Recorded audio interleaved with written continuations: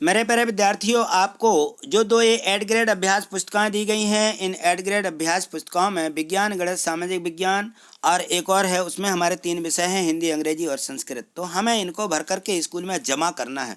आज हम देखते हैं इसमें कक्षा 6वीं की जो विज्ञान दी गई है, विज्ञान को हम समझेंगे और इनके प्रश्नों को लिखेंगे और भर देंगे। ठीक, देखिए, देखते हैं इसे। तो यहाँ देखिए दिया गया है पाठ 12 विद्युत तथा परिपथ। इसमें हमें विद्युत यानी बिजली से संबंधित ये पाठ है, इसको हमें पढ़ना है और अच्छे से इसको समझना भी है।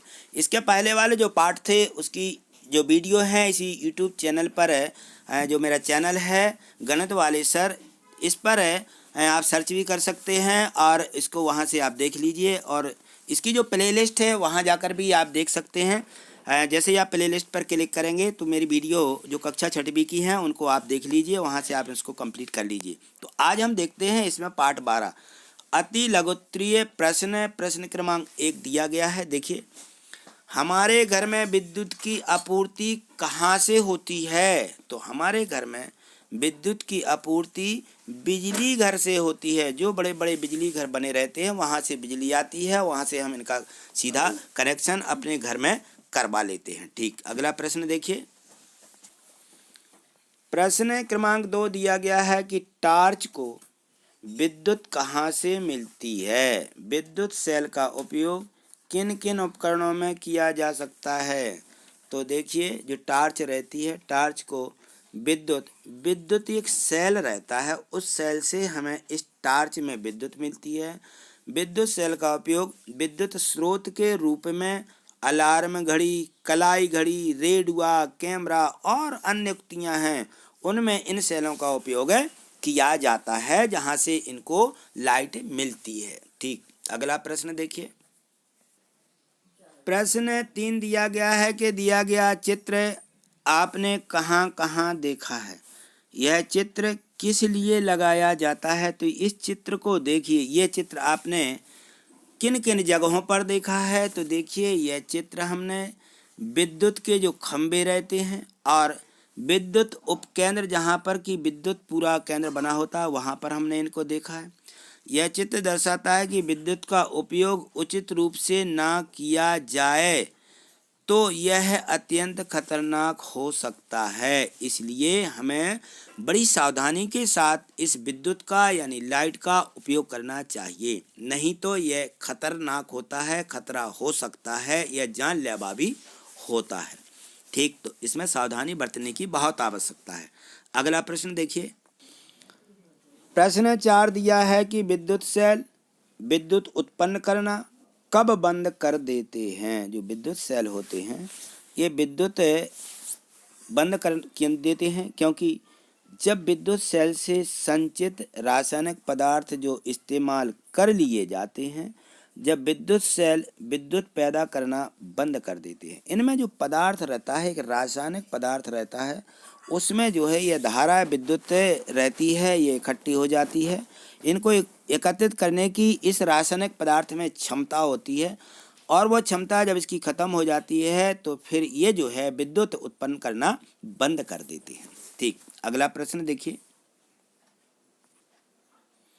यहाँ देखिए, थोड़ी लघुत्तरीय प्रश्न है। यहाँ प्रश्न 5 से दिया गया है, विद्युत कार्य के लिए उपयोग में आने वाले विद्युत उपकरणों के भाग जिन्हें लोग स्पर्श कर सकते हैं, इनको बनाने में प्राय किस पदार्थ का उपयोग किया जाता है और क्यों किया जाता है? तो जो विद्युत के परिपथ होते हैं, क्योंकि हमें विद्युत की जो सावधानी दी गई है, हमें इन परिपथों का उपयोग करना चाहिए। तो विद्युत उपकरणों के भागों को बनाने के लिए ये रबर तथा प्लास्टिक के बनाए जाते हैं और हमें इन्हीं का ही उपयोग करना चाहिए, जिससे हमें विद्युत या करंट के झटके, विद्युत के झटके नहीं लगते हैं, इनसे हमें कोई हानि नहीं होती है। ठीक, अगला प्रश्न देखिए। प्रश्न 6 दिया गया है, हमें विद्युत सेल के 2 टर्मिनलों को तार से क्यों नहीं जोड़ना चाहिए?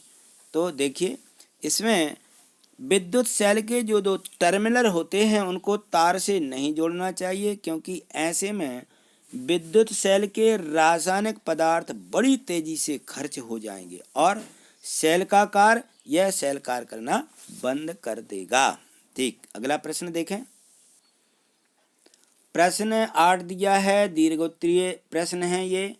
इसमें लिखा है कि विद्युत परिपथ को चित्र सहित समझाइए। ये विद्युत जो धारा रहती है कैसे बहती है, कैसे नहीं बहती है।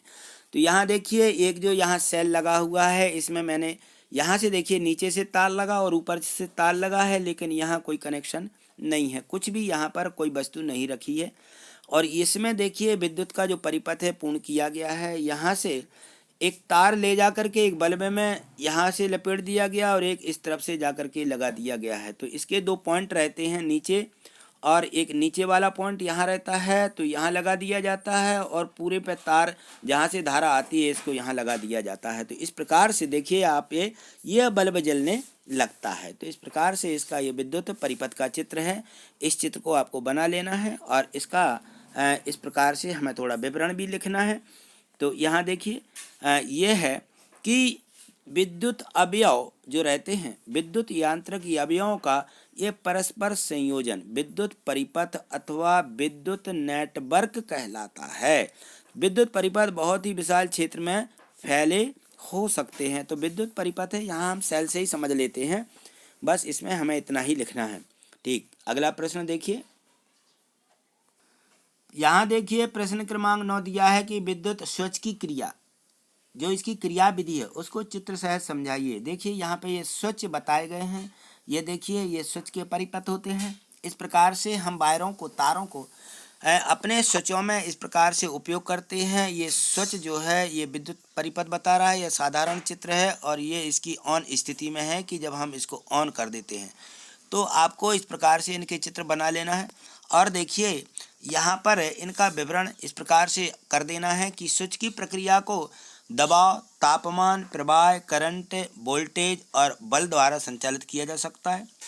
इस प्रक्रिया में सेंसर के रूप में ये कार्य करता है और एक सिस्टम को स्वचालित रूप से नियंत्रित करने के लिए ये उपयोग किया जाता है। तो इस प्रकार से हमें इसका ये विवरण भी लिख देना है। ठीक, अगला प्रश्न देखिए। यहाँ देखिए प्रश्न क्रमांक 10 दिया है कि टार्च का आंतरिक आरेख का स्वच्छ नामांकित चित्र बनाइए। तो जो टार्च रहती है उसका हमें मात्र चित्र बनाना है। तो इस प्रकार से आप ये जो टार्च दी गई है इसका आप चित्र बना लीजिए। तो इस प्रकार से हमने सभी जो 1 से 10 तक के प्रश्न थे सभी प्रश्नों को समझा है। अपनी वर्कशीट में भी इसको अच्छे से लिख लीजिए।